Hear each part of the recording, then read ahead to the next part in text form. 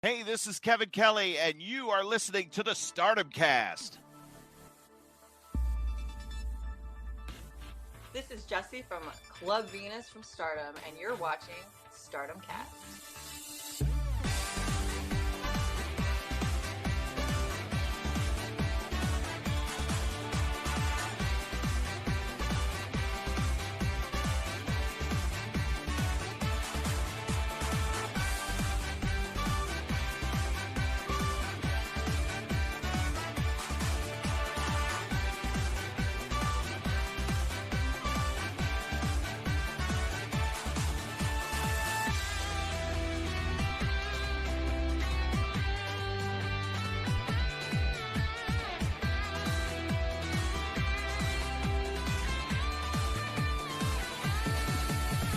Hello guys and welcome to the Stardom Cast, your weekly audio source of all things World Wonder Ring Stardom. I'm your host, Rob Goodwin, and I am joined as ever by my good friend, your good friend, the world's good friend, Mr. Positivity, Matt Turner. Matt Turner, it's not often that we have a Stardom Cast episode where the action in ring will take such a back seat to the news and rumour and innuendo as this episode here, because we have got one show to talk about and a whole host of news and rumours and all that good stuff to delve into. Yeah, absolutely, my friend. Always a pleasure talking to you and the friends and family of the Stardom Cast. I forgot to make mention this last week, so I just want to get it out of the way now before I forget.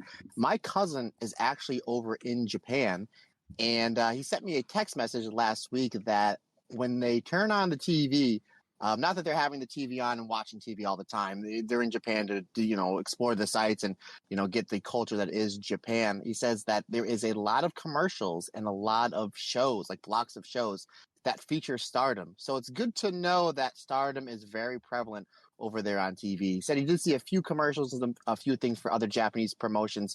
Now, he's not a huge wrestling fan, but he did see the New Japan logo. He knew what that was. But he said of all the wrestling stuff that has come on the TV over there at his time in Japan, that Stardom absolutely dominates it, again, with commercials and with blocks of shows. So I thought that was really cool. A really cool little tidbit, my friend. Interesting indeed. I mean, I have seen, obviously, with the grace of social media, that Stardom are relatively prevalent in on TV and things like that. But it's cool to know that firsthand. Hello to Matt's cousin as well, if you're listening. Hope you're having a lovely time. Whereabouts are they? I think Tokyo.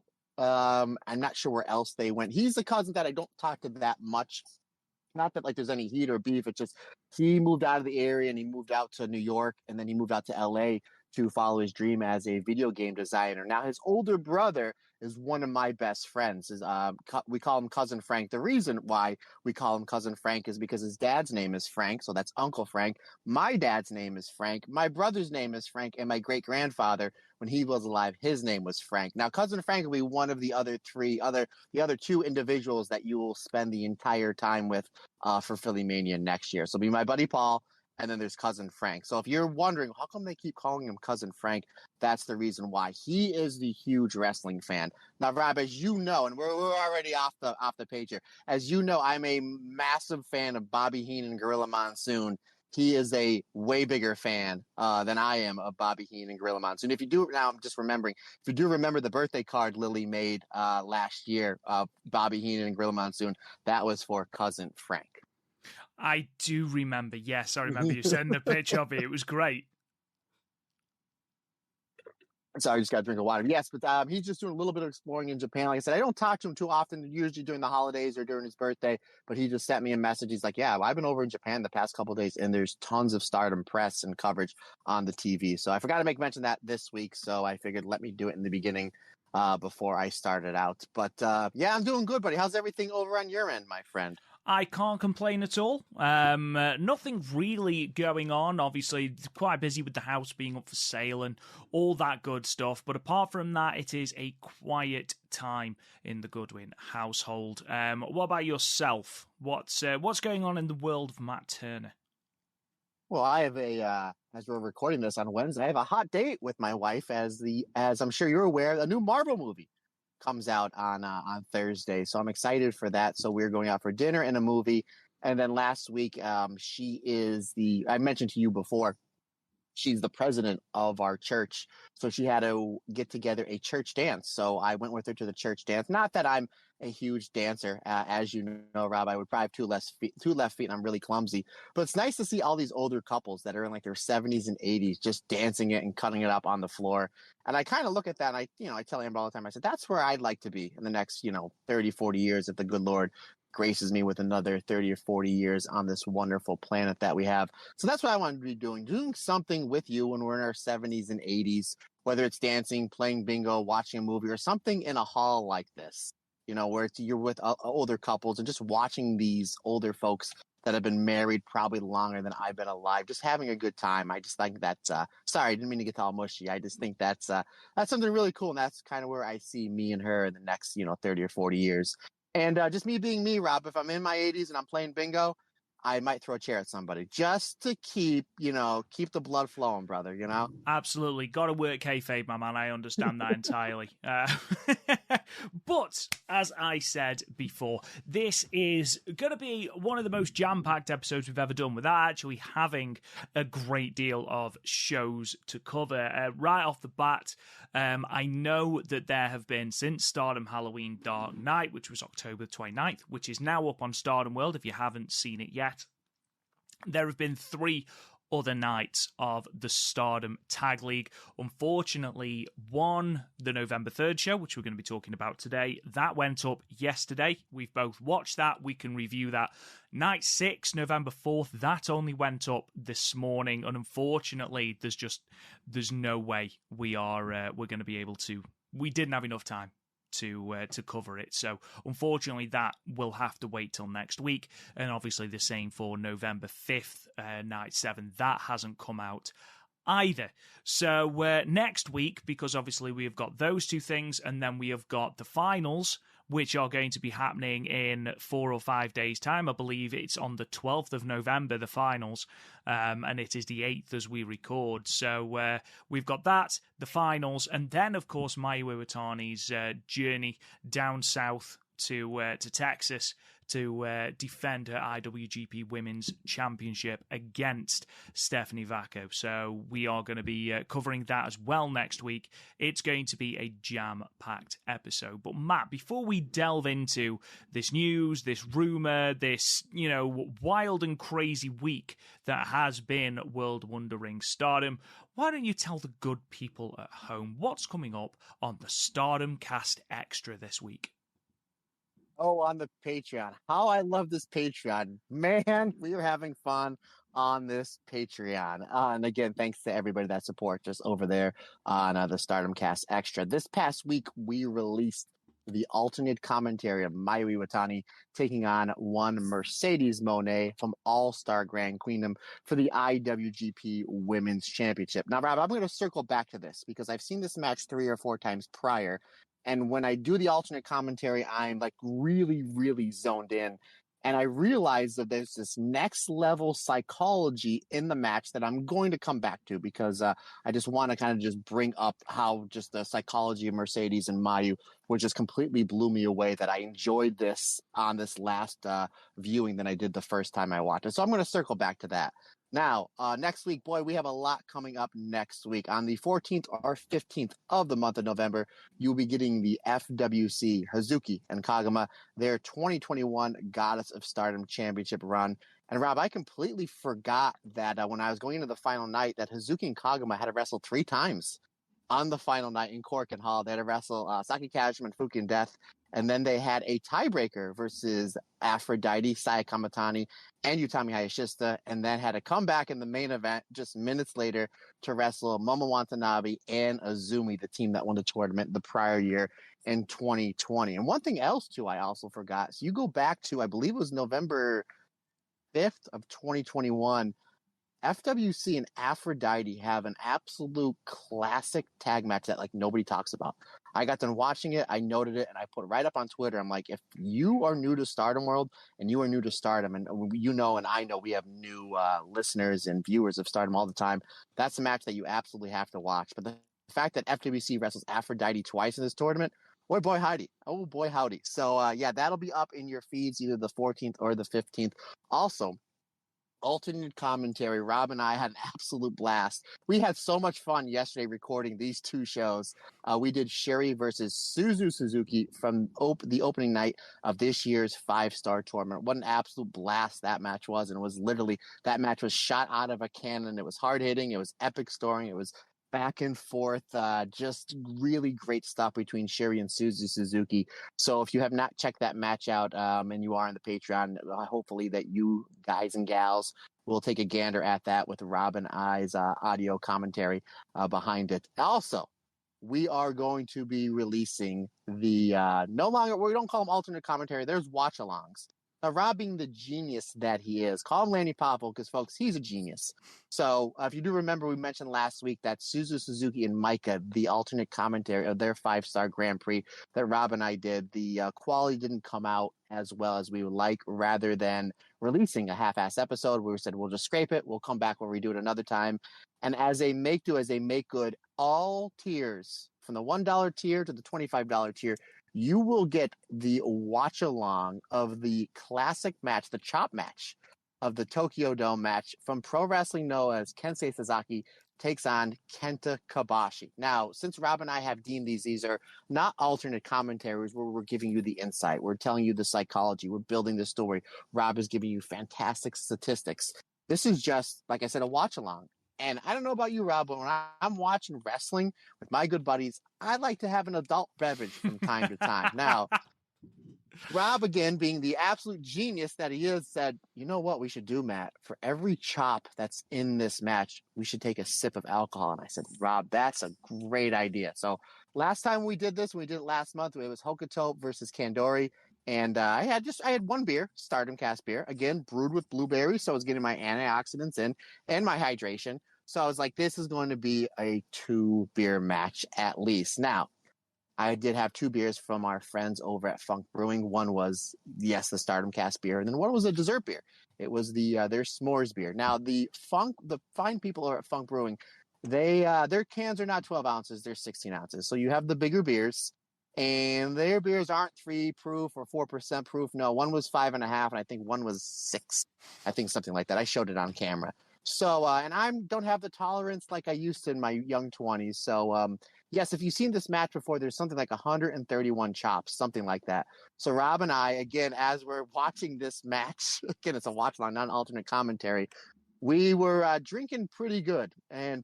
So literally the match gets done, and we did, Suzu and Shuri, and this match back to back. So we had an absolute blast. I always have a blast recording with you, Mr. Goodwin. But so we get done. I go downstairs and my wife is making dinner, and she sees me with 2 empty beer cans in my hand. She's like, what are you doing with 2 empty beer? She goes, I thought you were podcasting. What are you doing drinking 2 big beers like that? Trying to explain to her what I just explained to our listeners. And then halfway through, she looks at me. She goes, your face is all red. She's like, are you drunk? I said, I think I am. She's like, it's not even dinner time on a Tuesday. She's like, you're drunk? I said, I sure am. Now, Rob, you know how insanely busy my schedule is. I pride myself on spending as much time as I can with my lovely wife. So what we usually do is from 7 to 8 o'clock, we watch game shows. From 7 to 7:30, we watch Jeopardy. And from 7:30 to 8 o'clock, we watch Wheel of Fortune. Now, I'm not going to lie. I'm not that smart of a person when it comes to anything outside of comic books, wrestling, or Ozzy Osbourne. I'm just not. So I do like watching Jeopardy because I try to give myself an under-over. If I get 5 or 6 right, I feel good about myself. And my wife is pretty smart. So my wife is phenomenal at Wheel of Fortune. She gets 90% of the puzzles faster than anybody else does, and she talks trash while she's doing it. Like, it's really fun. Like, you will never be allowed on this show just because of how much trash you talk. So we're watching Jeopardy, and keep in mind I'm half inebriated, and I think I got 3 questions right. Wheel of Fortune comes on, and the next thing I know, it's 10 o'clock. I time warped. My wife's like, Yeah, you better go to bed. I said, how did I do Wheel of Fortune? She's like, you made it through the first puzzle. She's like, you fell asleep at like 7:35.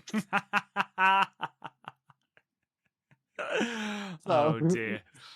So yeah, you want to see again, folks, it's a hoot of a time. It's a great match. It was an absolute blast doing the alternate commentary where we are in depth, and then the watch along again. It's just two good brothers having a good time watching one of the best matches in the past 20 years in pro wrestling in the legendary Tokyo Dome and having a few beers. So yeah, folks, I hope that you all enjoy that. And again, thank you everybody so much for the support on the Stardom Cast Extra. Now, let me go back to this Mayu versus Mercedes match. And Rob, this is what stands us out over here on the Stardom Cast podcast is that you get a little extra. You get a little extra from your Uncle MT. So I'm going to break down the psychology of this match. Now, majority of us love this match between Mayu and Mercedes. The one little knock on it is that it didn't go as long as we'd like. I think it went about 13 minutes, where everybody thought they would probably go over 20. And I understand that. But if you take a look at it, take a step back, you have Mayu, who's the standard of women's wrestling in Japan for the last 5 or 6 years. Then you're Mercedes, a.k.a. Sasha Banks, who is the standard of women's wrestling over here in the United States for the last 5 or 6 years. So there's no feeling out process. Mayu literally does a dive like 30 seconds in this match. Like she hits 2 stiff kicks. Mercedes goes to the outside. Mayu hits a dive. Mercedes comes back using what she knows best, her knees, the meteor, right? So she does it a couple times. And then she tries to set up for the Moneymakers, the finisher that had her beat Kyrie 2 months prior for the IWGP Women's Championship. Rob, she tries this 4 times before she hits it. But what she does is, because she doesn't have Mayu wore down enough, she goes back to the Meteor. But she does it all sorts of different variations, to the point where she does a couple to the back of Mayu's back, like the lung blower, and then a lot double knees to Mayu's stomach, which psychology-wise is taking away Mayu's breath. So and having Mayu difficult to breathe. So Mercedes finally hits the moneymaker. Mayu gets her foot on the rope. Mercedes sells it like, I can't believe, like she kicked out or got out of it. Mercedes is the heel in this situation. So she does the heel thing like, what, are you serious? And I never pointed this out. I never figured this out up until when I did this alternate commentary. And I've seen this match 4 or 5 times prior. She pulls Mayu to the middle of the ring and she pins her 5 or 6 times in a row. And Rob, you know very well, I love a good hook of the leg. You know I'm a big fan of hooking the leg. You got to hook the leg. So not only does Mercedes pull Mayu in the middle of the ring, on the first pin attempt, she hooks the near leg. The second pin attempt, she hooks the far leg. The third pin attempt, she hooks both legs. The next pin attempt, she hooks both legs while she's sitting on Mayu's chest. Now, even though she's only getting 2 counts, what she's doing, and if anybody has ever had anything heavy on their chest or their stomach, or they've had somebody on their chest or stomach and they need to get them off, you have to use your diaphragm and your air to push them off. So that's what Mercedes is forcing Mayu to do in all these covers, and she's changing up the hooking of the leg so then Mayu has to recontrol her breathing. And considering the fact that to get to the moneymaker, she had to use the double knees, the meteor, to Mayu, to her back, to her kidneys, and to her chest to disrupt the breathing. I thought that was so genius, and the psychology from Mercedes there is just completely next level. And just something that I just wanted to point out, folks. And that right there, folks, is simple, but yet genius psychology. And now nobody needs to go out and actually subscribe to that tier anymore, because Matt's run it down for you here. So there you are, ladies and gentlemen. Don't say we don't give you anything. Give away the finish of the match. I just wanted to point that out. That's it. Just, I think part of my job on this podcast, just wrestling in general, is the fact that I kind of look at wrestling a little bit different than most people. And by that, I mean, I appreciate it more because of certain things that are going on. So go back and watch that match with that in mind. And I think that people will enjoy that match more than they already do. And just an apology from me, unfortunately, it took a little bit longer for some strange reason to render that file, which is why it was a day late, the video going up, but it is up now. So please go and check that out. I suppose it's about time we delve into this news. I mean, where do you even start? We'll start with our World of Stardom champion, Tam Nakano. Obviously, we knew that the injury was slightly worse than Stardom were letting on, as she hadn't been announced for any of the Tag League cards, where, of course, she was supposed to be teaming with Yuna Mizumori as Cosmic Angels. It was sort of up in the air as to whether she'll be fit in time for Gold Rush. We knew that because of this injury and another injury, which we're going to talk about in a moment, because Jesus Christ, I don't know who broke the mirror in Stardom, but good grief, they've had some rotten luck recently.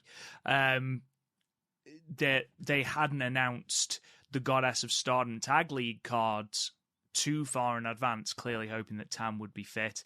It's not the case, and We Are Stardom Twitter put out that Tam Nakano is still recovering from her knee injury and withdraws from her World of Stardom title defense versus Suzu Suzuki on the 18th of November at Gold Rush in Osaka. Suzu will now be in a three-way battle versus Azumi and the returning Starlight Kid. And then at the end, the question, what will happen to the World of Stardom Championship? Now, first things first, let's take the positives out of this. We're getting Starlight Kid back. Glad to see that her injury wasn't as bad as it could have been. Obviously, she's wrestling Azumi and Starlight Kid, so they are throwing her in at the deep end, so clearly she's fit. I knew that she'd been seconding Oedo Tai XL for a number of shows, so thankfully she is back. That's great. I feel massively sorry for Suzu Suzuki through all of this. Obviously, we're going to talk about Tam as well, but Suzu, just look at it from this point of view. She won the 5-star as the second, maybe even third choice, and now she's put this challenge forth for the red belt, and now can't have that challenge either.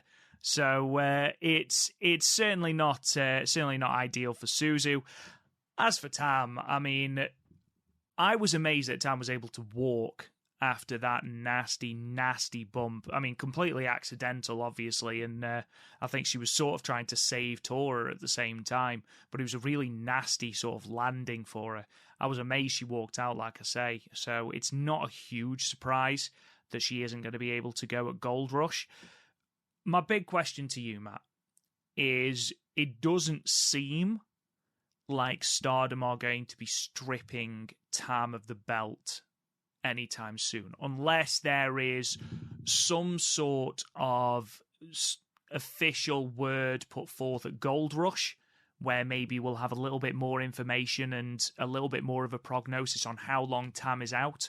But what would you do in this situation? We've now got a show that is still very, very stacked, and we're going to go through that card in a moment. But losing Tam versus Suzu Suzuki at the top of it is a huge, huge hit. And also, this puts a lot of pressure on Dream Queendom as well, because if you keep the belt on Tam, and for whatever reason Tam isn't able to go for Dream Queendom, you then run the risk of not having a red belt match in the biggest show of your year. Or, you know, the closing show of your year. I think the Yokohama Arena show was the biggest show of their year, but you get my meaning. What do you do from this point? Do you vacate the belt and say, Tam, take your time, get fit? Because you look at the list of injuries Stardom's have, it's only growing. And that's with Starlight Kid coming back. Obviously, now Koguma is on the shelf. So FWC are now forfeiting matches in the tag league. She is not on the cards for the foreseeable future. I don't think she is on the I'm just looking down the card now. She's not on Gold Rush either. No Utami, no Saya Kamatani, no Tam. That's four big names. Natsupoi as well. How could I forget Natsupoi? Them huge names to be missing on this show. And then you think that before Gold Rush, we've got the Tag League final, which, you know, I think it's fair to say that this tournament has been more than a little bit cursed. On this card, on this final card, which is probably going to be a pay-per-view, let's be perfectly honest. On this card, there is no Utami, Saya, Natsupoi, Tam, Koguma, or Mayu Iwatani. Like, no disrespect to Koguma, but aside from that, they are 5 massive names to not have on a card. Like, that's huge. And when you put together with that the fact that just from this tag league, we've lost Cosmic Angels and now FWC as well, I mean, where do you even go with this tournament? I've thrown a lot at you there, Matt. Let's talk about the red belt first, then we'll talk about tag league and Gold Rush and all sorts. What would you do in this situation? Where's your head at in this regard?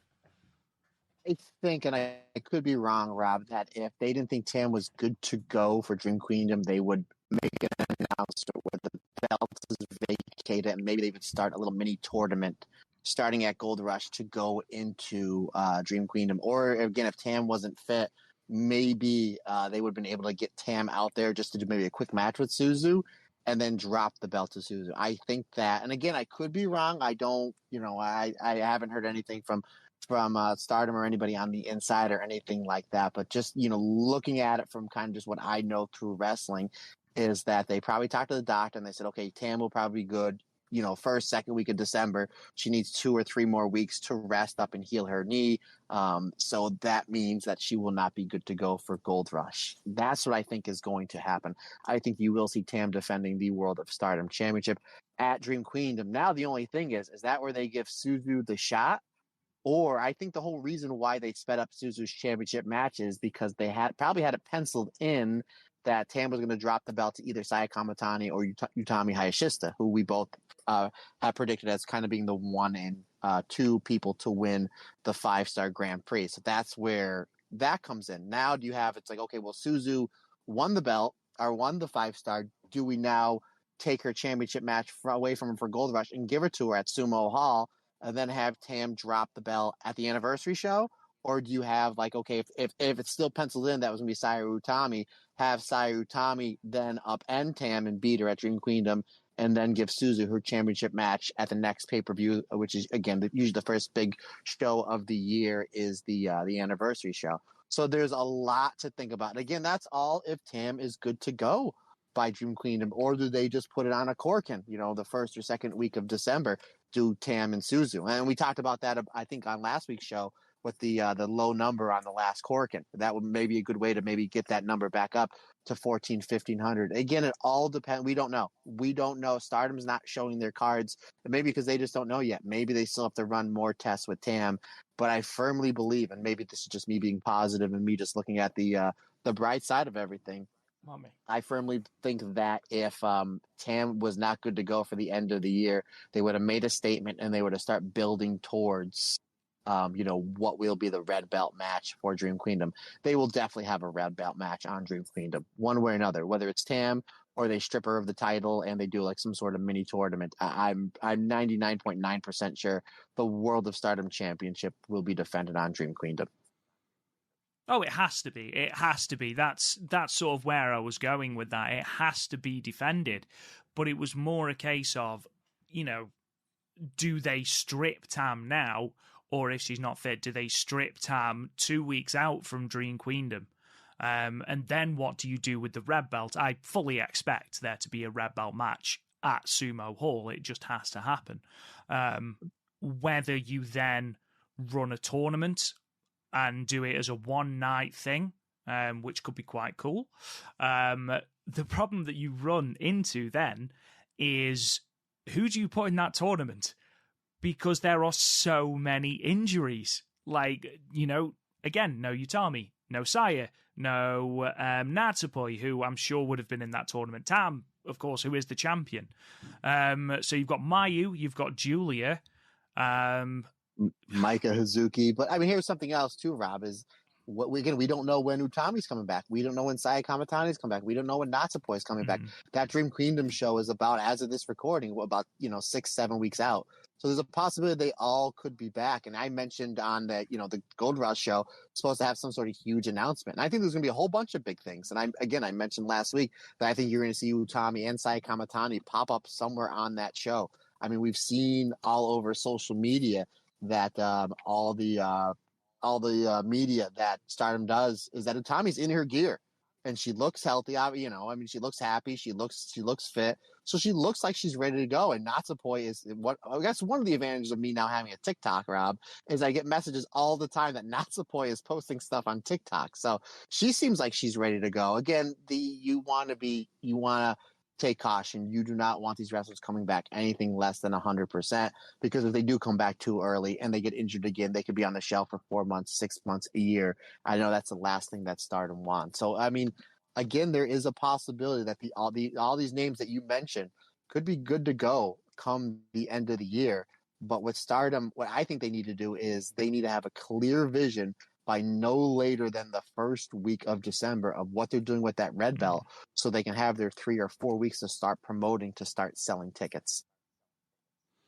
Absolutely. Agreed. And I think if you were going to sacrifice something, maybe sacrificing your tag league so that your bigger names have got time to recuperate, because we did say a couple of weeks ago that Natsupoi's neck injury wouldn't need surgery, which is, you know, huge. And obviously we hope everyone is recovering well. But, you know, if she needed time off, the best time to take time off is, again, no disrespect, but Tag League. Because Tag League, of all the tournaments, I'd say that this one probably has the least engagement in terms of stardom, between this and obviously the Triangle Derby, which I assume will be announced at Gold Rush, because we haven't had word that will be happening again next year, but I'm going to assume it is.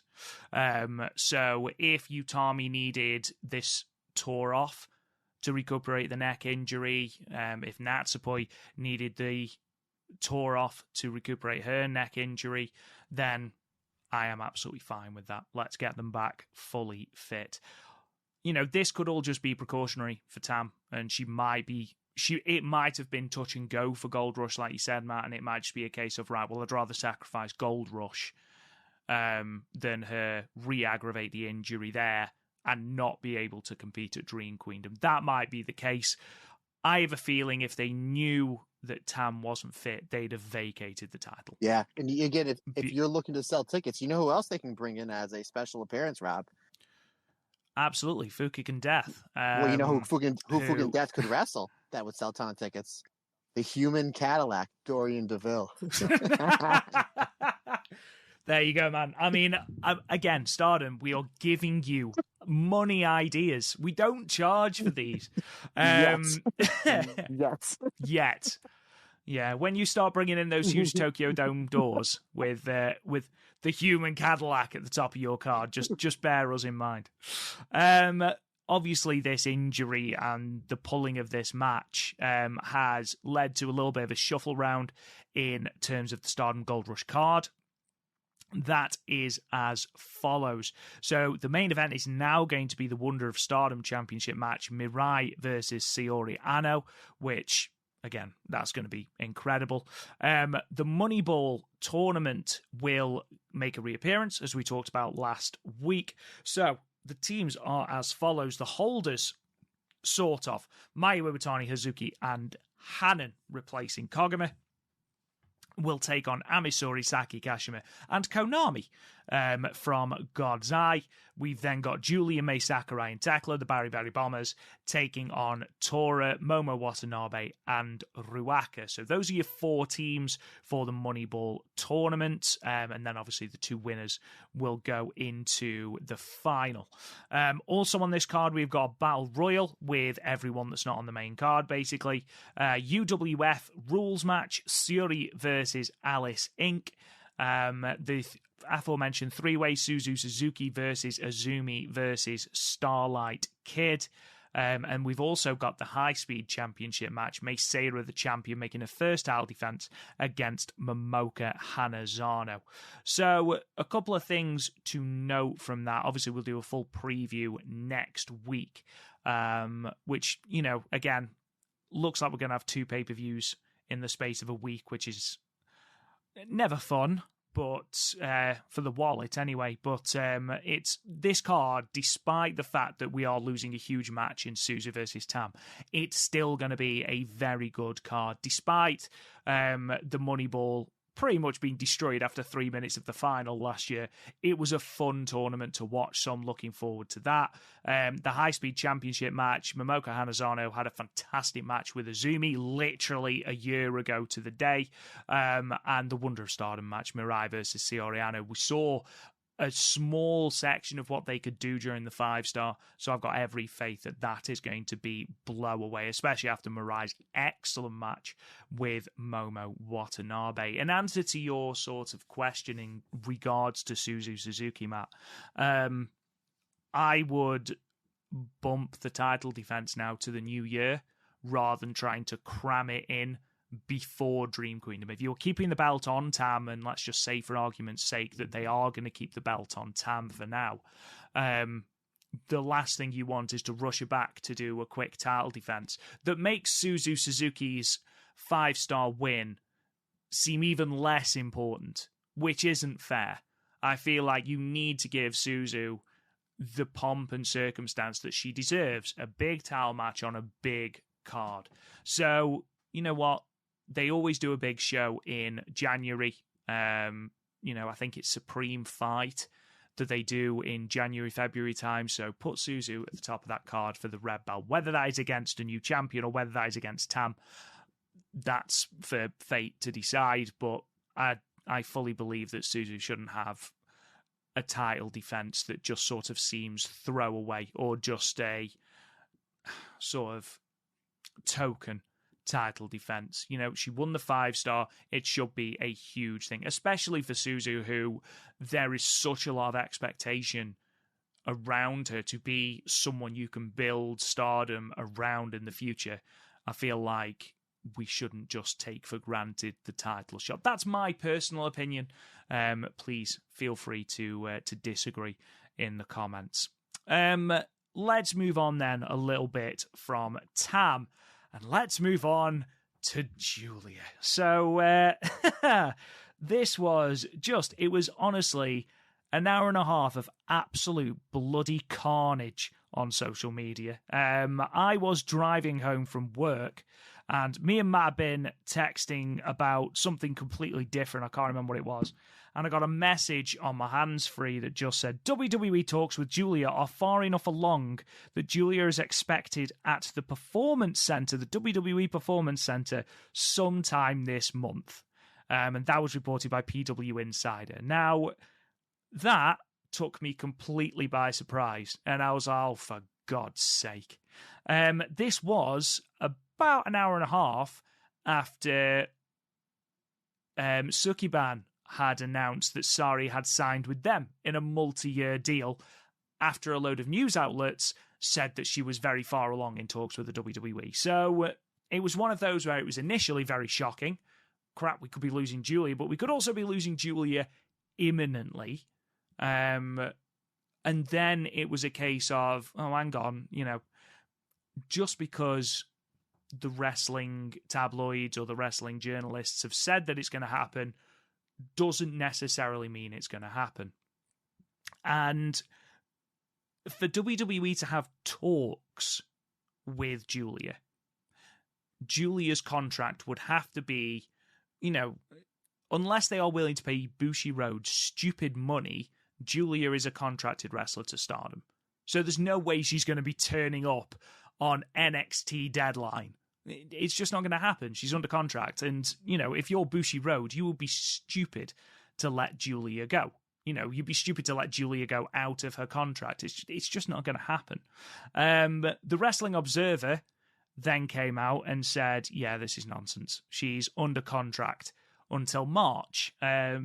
We have it on authority that the contract actually goes a little bit further than March. So there seems to have been a big furore about Giulia signing with the WWE, and it seems to be something that's been completely blown out of proportion, Matt. So I'm going to give everybody and Rob, I like to do this, and for our longtime listeners, I like to do this. I'm going to kind of give you almost the blow by blow what happened. So yes, obviously it was all over the interwebs that Giulia was not only signing with the WWE, but she was going to the Performance Center at the end of November. I thought that's what you just said. Yeah, that's really weird. So obviously my first text was to you. And again, we were talking about something else, more than likely pro wrestling in Stardom. And I was also chit-chatting with my wife back and forth about something. And I sent you and her both that message. And I even told, obviously, what's going on with Stardom, hence you do because of the podcast and you're awesome and whatnot. But anywho, so I told my wife, I said, hon, this is at the worst time. I said, Tam's out.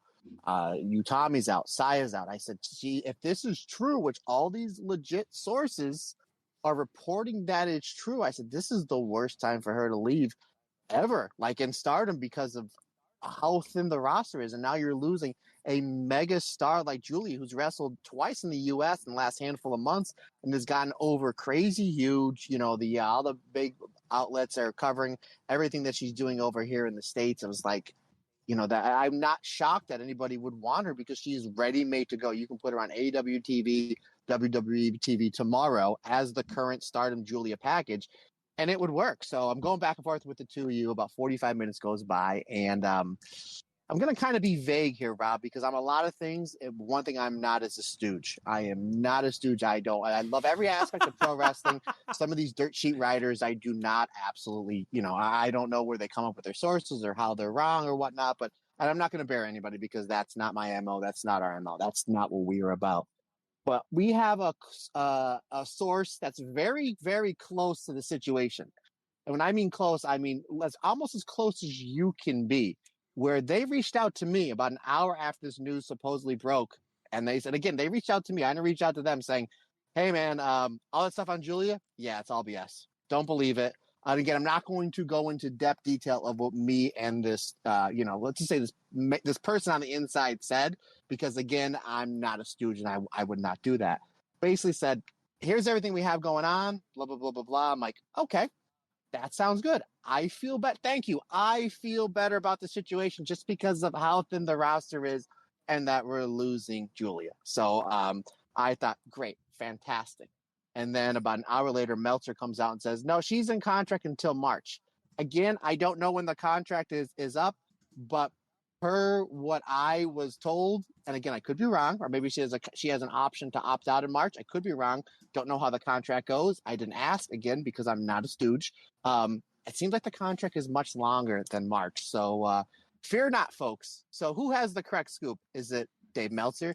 Is it Brian Alvarez? Is it Bill Watts? Is it Bob Geigel? Is it Stu Hart? No. Your Uncle MT and RG, we got the correct answer for you. Giulia. Now let's Bushiroad's like, yeah, you're good to go. Now let's say let her out of her contract. You're going to be seeing Giulia in the Stardom ring for quite a bit in 2024. Yeah, there would need to be significant movement on the Bushiroad side, I feel, for this even to be entertained. And you're absolutely right, mate. You've hit the nail on the head there. When half your roster is out injured and when you are missing some of your biggest stars, the last thing that makes financial or any sort of sense is to then let one of your biggest stars, if not your biggest international star at the moment, go to the WWE. Now, obviously, we don't know Giulia's sort of thoughts on this, whether Giulia wants to go to WWE. I know that there was all sorts of circumstantial evidence posted on social media, like, oh, she's taking English classes. Okay, cool. Mina Shirakawa knows English. Like, Waka Sugiyama knows English. That's, that's by the by. Watch the video of Mayu learning English with Yuji Nagata on YouTube. That's adorable. Yes, yeah. So it did make me laugh that a load of circumstantial evidence then came out. But yes, it does appear, and obviously, it's wrestling. Anything can happen, as is repeatedly proved in this wonderful sport that we all love. But it does seem that Giulia, at least for the meantime, is sort of tied down to a contract, and hopefully that means that we'll be seeing her, as Matt said, in a Stardom ring for a long time. What made me laugh is then, literally 10 minutes after this, some news came out about a different person on the Stardom roster. This time, Megan Bayne. The story, I believe, was from Fightful Select. Megan Bayne is all elite and has been for quite some time. Top indie prospect Megan Bayne isn't actually an indie prospect, Fightful Select has learned. Bayne has been under AEW contract for months, although she hasn't been on television in the company in months. Bayne instead was sent by AEW to work in Tokyo Joshi Pro months ago and has been refining her work there. I will just point out now that Sean Ross Sapp did post a sort of a retraction of that bit and said they did mean Stardom when they said Tokyo Joshi Pro. So take that bit away. As of this summer, we're told that there have been no significant creative plans for her within AEW. The 25-year-old Bayne has also made appearances in Impact Wrestling in the past.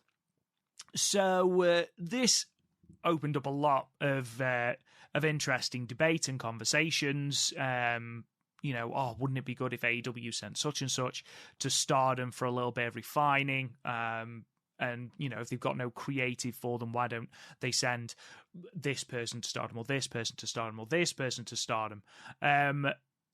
This story was pretty much turned down flat, I believe, as not true. So again, make of that what you will. I know that the tweet has been deleted. I'm not going to speculate as to why. There's no point. But I believe that person probably knows more than the speculation. It's an interesting thought that AEW would strike this sort of relationship with Stardom. And I'm also glad that Megan Bayne isn't imminently leaving, because even though she's not top-tier talent like a Giulia, like a Mayu, like a Utami, she is really good in that mid-card, and the relationship that she has forged with Suzu Suzuki and especially Mei Seira on the undercard has been extremely entertaining. And Divine Kingdom, one of the 3 teams left in the tag league. For now. Exactly. The final is just going to be one person stood in the ring going, I guess I'm the winner. Count out. Yeah. Picks up the trophy, gets a shoulder injury. Damn it! So like I was saying, Divine Kingdom is one of the most entertaining, if not the most entertaining teams, and certainly the most badass-looking team in the tag league. It's nice to see that Micah isn't going to be left all on her own with no Megan Bayne and no Giulia in the imminent future. But yeah, all of this news broke on the same day within the space of about an hour and a half, Matt. It was crazy. Yeah, with the whole Sari thing, it was just like, she's in talks with WWE. Obviously, we'll get into that when we get into the EO and now EO and Carvey watch, because I mentioned to you, I was like, I think here's where they're going with it. I'm like, okay, she's literally could have signed with a multi-billion-dollar company, but she went with a U.S. Joshi anime style promotion that runs on TikTok and has only done one show, which that's awesome for Sukiban. Great. I mean, Sari is like the talk of the town, for her series of matches since she's come back, and she's fantastic. So I'm like, oh, that's good on them. I'm like, oh, how about that? The Fed lost that one. Then all of a sudden you hear that Giulia's going, and then you hear, no, she's not going maybe until March. And then it's like, she might not be going at all. And then you hear people like 2 or 3 hours after all these reports were out that then they were retracting statements. They were like, well, what we mean by that is WWE has interest in Giulia since 2019. Of course, who wouldn't? That's like saying it's just like, oh, AEW and WWE, they've had their eyes on Will Ospreay the last 2 years. Who wouldn't? You know what I mean? Like it just blows my mind. Just like, I don't know if it's clickbait or what's going on. And again, Rob, I have done so many jobs in my 21 plus years, being an independent professional wrestler, whether it's wrestling, whether it's helping book, whether it's helping getting talent, the podcasting. Now we're getting into commentary with Pro Wrestling Dream, which I'm super, super excited about. But the one job I don't think I would ever be able to do is to be these quote unquote dirt sheet writers. That's just not for me, because it literally seems like every time something is posted, it seems like to me, and I could be wrong, and no disrespect to them. Again, that's not my MO, is to bury anybody. It just seems like they're just trying to get clickbaits. They're just trying to get hits on something. They're just trying to bump up, whether it's their, YouTube channel or newsletter or what have you.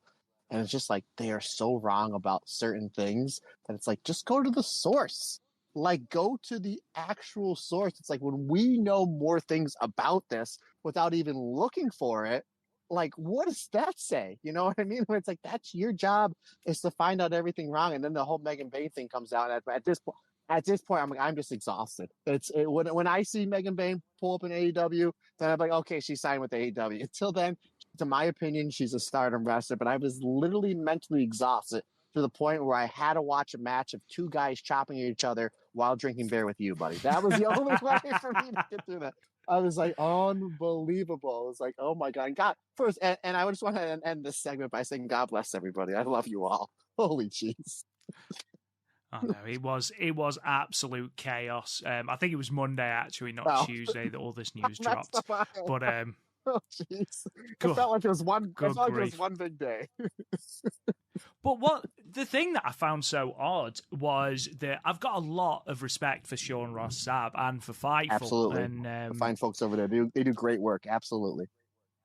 They absolutely do, and quite a lot of what they report on is rooted in fact, which I do like. There are several news sites out there that I don't trust a single word that comes out, but in terms of Fightful, I pretty much treat what they say as not necessarily gospel, but certainly as well reported and seemingly well researched as well. So, yeah, I don't know whether the wrong end of the stick has been grasped or whether they've just received some poor information or what it is. But it certainly appears to have been shut down fairly spectacularly. We'll talk a little bit about Sari just very, very quickly, because obviously this sort of started this entire day of news, was that Sari, after Kairi went back to the WWE and made her re-debut at Crown Jewel on the 4th of November, which we're going to be talking a little bit about during Io and Kairi Watch. It was announced that sort of the WWE were pursuing Sari as well, or Sari. Do you know what? I don't know how to pronounce. I think it's Sari. I imagine Velkage will tell me how to say it. But I know that there have been rumblings that the WWE have basically sort of entertained the idea of bringing her back. And this had been rumbling on, and the more it rumbled on, the stronger the links grew. And obviously with Kairi then making her reappearance, people started to assume that Sari was going to be the next one to join this reported sort of new faction of Joshi that Io may or may not be having. Again, that was reported by, I can't remember who. But then it was announced that the WWE had been outbid by the Joshi anime TikTok promotion Sukiban, who in all seriousness apparently have a whole heap of money behind them, because not only have they signed Sari, but they've also signed her to a multi-year deal as well. So that won't have come cheap. And then you look at the roster as well. You've got Seriano, you've got Ram Kachao, you've got Risa Seira, you've got Unagi, you've got Arisa Nakajima, you've got a lot of good Joshi talent there. So they've clearly got money behind them. And the fact that they've been able to tie Sari down after one show is very, very impressive. She will be making her debut on the Miami show, which I believe is December the 6th, is their second show. And she'll be part of a four-way where she'll be taking on Countess Saori, Atomic Banshee, and Babyface. So that's something to look out for in the coming weeks. Sari's debut in Sukiban. I'd have been very, very surprised. I wasn't particularly surprised with Kairi and WWE, but Sari hasn't been gone from the company that long. It would have surprised me if she'd have left to then go back after what? It's been less than a year, hasn't it? Here's something too you have to look at too, Rob. It's like when Io, Kairi, and Asuka all got pushed. Their initial push was under Shawn Michaels and Triple H, right? And then Sari comes in, and she was presented as a serious badass wrestler. Triple H, I think he had the heart attack or whatever, was basically forced to take time off. Everything got reshuffled. Kairi eventually, Kairi got called up. They did okay. I'm not gonna say they did bad. They did okay with her. Same thing with Asuka. I still don't think Asuka should have went under to Charlotte at WrestleMania 34. That's just me. But it seems like what I'm trying to say is it seems like when Triple H is not under the booking of these Joshi style talent, it just seems like nobody has any idea what to do with them. Nobody has any idea. It looked like Io was on her way back to Japan and Stardom last year during SummerSlam. Triple H started taking over majority of the booking, wind up locking Io down, put her on the main roster. Now she's, the champion of, the women's champion on a SmackDown brand where she's being seen by over 2 million people. And then what is, you get Triple H is under, from what we understand, is under full control. He brings Kyrie back. All right. We're going to see Asuka. We saw Asuka do the comeback as, murder clown Kana. Asuka redoing her complete thing and getting a nice push there. So I can see why it's just like, well, sorry. It's just like, well, geez, I did okay there when I first started. And then everything went left side when it should have went right side. And maybe that's because Triple H wasn't there to oversee the quote unquote Josie talent. So maybe it's like, okay, well, Triple H is now in charge. Maybe they want to bring her back in and maybe be a part of this stable with Io. I'm like, again, like, what they're doing with Io. I think they're going to do great with Kyrie. Whenever Asuka does join that group or she's on the opposite side, it's still going to be great entertainment. And Sari has done nothing but ever since she's been back in Japan having these matches, been doing nothing but making noise in a good way and upping her stock. So it would make sense. It's like with Triple H, like, okay, I'm back in control. I want to bring her back because I had big plans for her. And then when I left because I got sick and I had to take time off, they messed it all up. Let's bring her back to the fold. And that's where I thought, I was like, well, that'll be good for her. Comeback, she'll be in this stable, with Io, Kyrie, and who else. But then all of a sudden it's just like, oh, she signed with Sukiban. And I wonder if that contract, Rob, again, because I don't think they're going to be running shows full time.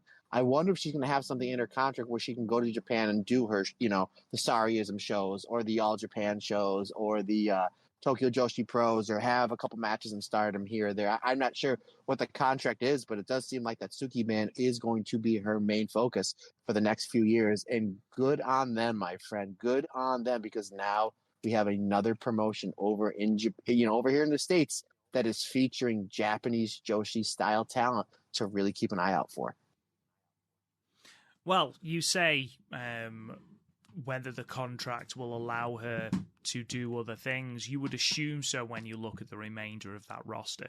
Like, Unagi works every single Joshi promotion that she possibly can. Same with Saori Ano. So it wouldn't surprise me if you see Sari making an appearance in other Joshi promotions. In fact, I'd be downright astounded if she only did Sukiban. A couple of other things then that I just want to briefly touch upon. There seemed to have been a little bit of confusion in terms of the November 5th show, which apparently the company has taken very, very seriously. And Rossi Ogawa announced that basically the start time had to be changed. And this is all credit to @HD Subs on Twitter. And I'm assuming this isn't a complete translation, but the start time of today's Ushiku show has been changed, and we apologise for any inconvenience to our fans. This was brought about by ineptitude on the part of the management. As one of the people involved, I deeply apologise for any inconvenience this may have caused to everyone. The wrestlers are doing their best, even though there are many absentees, so we would ask for your kind cooperation.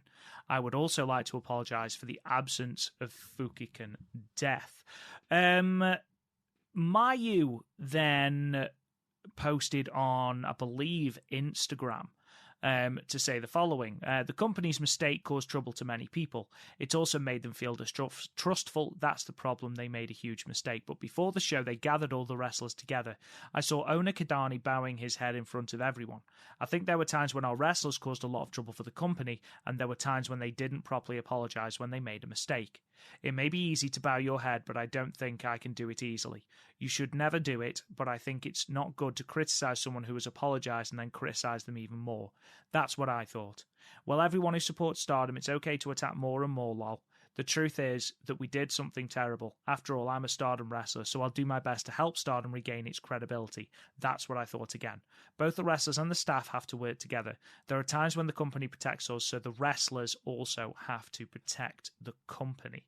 And then Giulia put something out as well where she sort of didn't know what was going on and asked management and was apparently laughed at.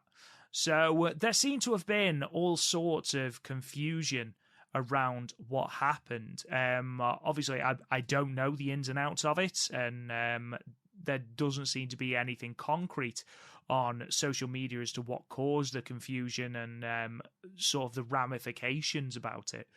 But yeah, it's not often we get statements from Hatman and then statements from the wrestler on top of that, Matt.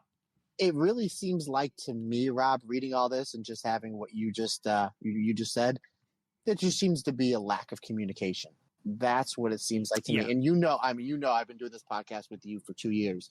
You know how big I am on communication, especially how the insanity of this show growing. And now that we're doing commentary for Pro Wrestling Dream On, is you have to keep communication. Now, I know, obviously, the communication just with me and you, it's just two people. With Stardom, obviously, it's a huge, not only just that roster, but then you have the people in production, the bookers, the writers, everything going on, the people editing the website. So there's a lot there. So it just seems like there was a whole bunch of miscommunication there. And it just seems like everybody just needs to be on the same page and keep communication, keep everything separate so everybody's all on the same page. And again, Rob will tell you how insane I am with communication, especially next week with all the podcasting we have going on and all the interviews we're doing. And I'm like, is this work? Are we good with this? Are you sure we're good with this? Okay, I'm penciling this in. This person wants to go here. We got Allison for this date and this time. Are you good? Okay, good. You have to have communication. That's in any, whether it's business, whether it's a relationship, even with my wife. Again, I mentioned at the beginning of the show, we're going to see Captain Marvel tomorrow. Hey, I'm going to get the tickets for 7:00. We'll leave a little bit after 5 to go to dinner. You have to have communication so everybody is in the same row. Again, that's easy for me to say, just having the communication with you for the show and the communication with my wife just for dinner. Those are small things that, if not done properly, they add up to big things. And that's what happens here. Rob, we're all human. We all make mistakes. Hopefully Stardom and any company learns from this and they move past this and they get better going on towards the future. Yeah. I wholeheartedly agree. There's no point speculating unless we actually know, so we will move on. Not necessarily news, but I just thought this was really entertaining. Velkage on our Discord has actually got a picture of one of the May Sakurai dollars, and it's got a close-up on it. It's €1 million note, and underneath it says "S'il n'ont pas du pain, qu'il mange du la takio-gisoba." Now, I believe that takio-gisoba is the stuff that she talks about in her promos.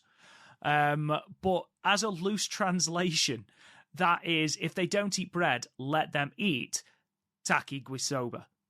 Which, of course, is paraphrasing Lady Antoinette if they, let them eat cake, which properly entertained me. She's properly leaning into this ladyship gimmick, and it's brilliant. I absolutely love it. Now, let's talk, Matt, about the one show that we're actually talking about today, and that is Night 5 of the Tag League, the 3rd of November, in Toyama, the Boyfort Toyama 2F Multi-Purpose Hall in Toyama, Japan, in front of a sellout crowd of 436 people.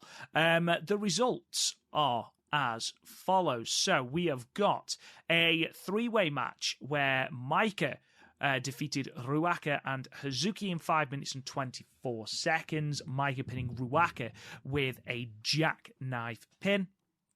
We then had a tag team match, the Eye Contact team of Mai Iwatani and Hanan defeating the Amisori and Lady C team, with Hanan getting the pinfall over Lady C with 17 in 7 minutes and 32 seconds. Syuri and Saki Kashima, the God's Eye team, defeated the Cosmic Angels team of Syuri Ano and Yuna Mizumori, with Syuri submitting Yuna with the ground Suzaku in 9 minutes and 39 seconds. We move on to Tag League action from the red block. Mafia Bella picking up their first points of the tournament over Maximum mini team of Hanako and Saida. Giulia submitting Hanako with the Bianca in 10 minutes and 33 seconds. Mirai and Mei Sakurai continue their astonishing run at the top of blue block, moving on to 6 points, defeating O2 Line, Miyu Amasaki and Azumi, with Mei Sakurai pinning Miyu in 12 minutes and 27 with the greatest move in professional wrestling history, the destructive diving elbow drop. And then our last tag league match, Prominence continue their dominance. That rhymed. Did not even mean what that. A guy. What a guy, folks. Oh, yes. Look at that. Look standing at ovation. Standing ovation, Ralph Goodwin. That's the quality you come to the Stardom cast for. The Prominence team of Hiragi Kurumi and Risa Seira defeated the Moonlight Venus team of Waka Tsukiyama and Mina Shirakawa to move to 5 points. Hiragi getting the pinfall over Waka with the diving body press in 12 minutes and 1 second. And then in your main event, the team of Megan Bayne, Mei Seira and Suzu Suzuki defeated the Ueda Tai team of Momo Watanabe, Fukigen Death and Natsuka Tora, with Megan Bayne absolutely launching the clown into the stratosphere with an F5 in 11 minutes and 2 seconds. One thing I will say about that match is there is a very famous Simpsons gif where the child is crying and just says, "Stop, stop, they're already dead." And good grief did that apply to this finish, because it felt like such overkill to fling this 4-foot clown in the air with this F5. It tickled me far more than it should have done. I don't know if it looked very briefly like Fukigen Death was inflatable, because the way she threw her up in the air, she just didn't seem to come down for ages. Good post. Good post, kid. That's what it was. Yeah, trying to get Megan Bayne over. It's this hot young rookie. Fukigen Death, Corey Yanayama she's a veteran trying to get this young rookie Megan Bayne over, kid. Absolutely doing the job, brother. But obviously this is a card that required a little bit of rejigging with Koguma's injury and with the continued absence of Tam, which I think it's safe to say now that the Cosmic Angels team are not going to be taking part in the Tag League. We've had the remainder of the cards announced and she is nowhere to be seen. What did you think then, Matt, of this card overall? Obviously, we'll talk a little bit more about the Tag League matches in a little bit more detail in a moment. But in terms of the undercard, I thoroughly enjoyed the main event for all the reasons that I said before. Give me Suzu Suzuki and Momo Watanabe just 10 minutes kicking the hell out of each other. I would be all here for that. I think every time I see the eye contact team of Hanan and Mayu, they just improve and they feel like they deserve a tag team title shot. If they were to win this tag league, I don't think there is a single person that watches Stardom on a regular basis that would begrudge them that. Especially after let's face it, the rather disappointing final last year when 7-Up won. I feel like a Hanan and Mayu victory, the babyface victory, would be incredibly well received, Matt. Yeah, what you just talked about last year, I believe you mean by the result, because that final between 7-Up and Aphrodite was absolutely fantastic, correct? Yes. Okay. Absolutely. And I will just say, 7-Up's match quality was never the issue. I just want to quickly point that out. And when they won the tag titles, they put on very good matches. Just didn't drop them in the right way. But that's irrelevant. Matt, what did you think about the undercard? I guess let's just kind of go through briefly everything. First of all, you have Hazuki, Maika, and Ruaka in the opener. Now, we know poor Ruaka is leading the fall here. But you have Hazuki and Maika that if this was the final of the 5-star, nobody would have batted an eye. Obviously, Maika made it to the final. We're like, hell yeah. Now, this is the opener, right? So you know me. I love all three of these, but Hazuki is my go-to, right? Again, I say it all the time. I don't have a favorite wrestler, but if I was to choose a favorite wrestler, not only in Stardom, but all professional wrestling, it'd probably be Hazuki. When Hazuki finally wins either the white or red belt, I will cry almost as much as I did during that Oedo Tai Queen's Quest cage match. I digress. Rob Goodwin, you get Hazuki in a match. It's the opener. She does not care. This match goes 5 minutes with two other people. You still get not only full Hazuki mode, she goes full Hazuki, I'm going ahead of myself. I'm excited. Full Hazuki mode on both Micah and Ruaka at the same time, just going back and forth like a pinball of who she's going to hit harder. Just back and forth with the forearms to both Micah and Ruaka. I thought that was absolutely great. Great showing by Ruaka. I thought she looked really good here. And Micah showing another wrinkle to her offensive game, getting the win with a jackknife pin. Solid opener. I gave it 3.25 stars. But again, I just love how Hazuki, doesn't matter where you throw her, we're on the card, you're going to get 110%. Yeah, absolutely. If we are ever in charge of booking a wrestling show and Hazuki ever becomes freelance, I will just throw money at her. Like, just be our top person. Just be our top person forever. She's incredible. The effort she puts in, like, I wish she wouldn't sometimes, especially with the sheer volume of injuries, because the last thing we need is for Hazuki to be injured.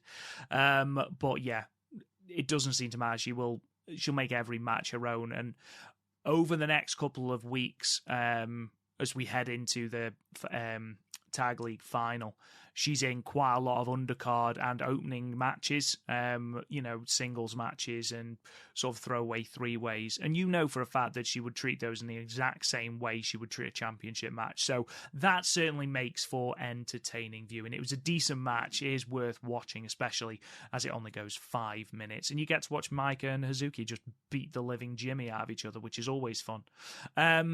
We talked a little bit about Hanan and Mayu. Matt, what are your thoughts on them? What I thought was great about this match, and as soon as I got done watching, I tweeted out right away about that.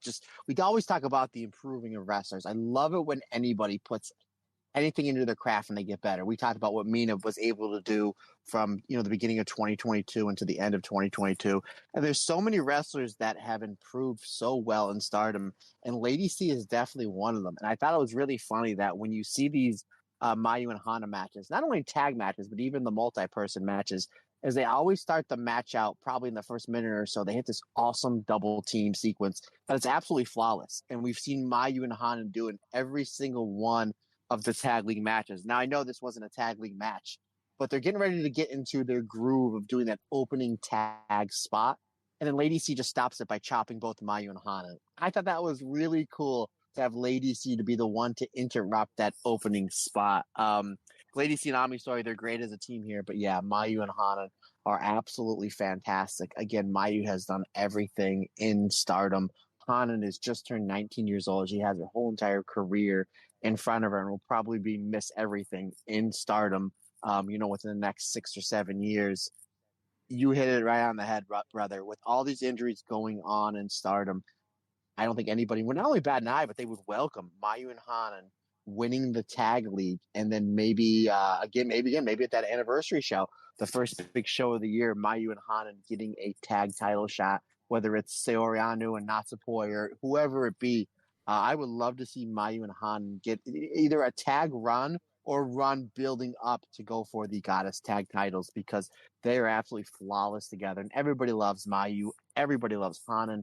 They are fantastic together, and they're really being able to show what they can do in this tag league.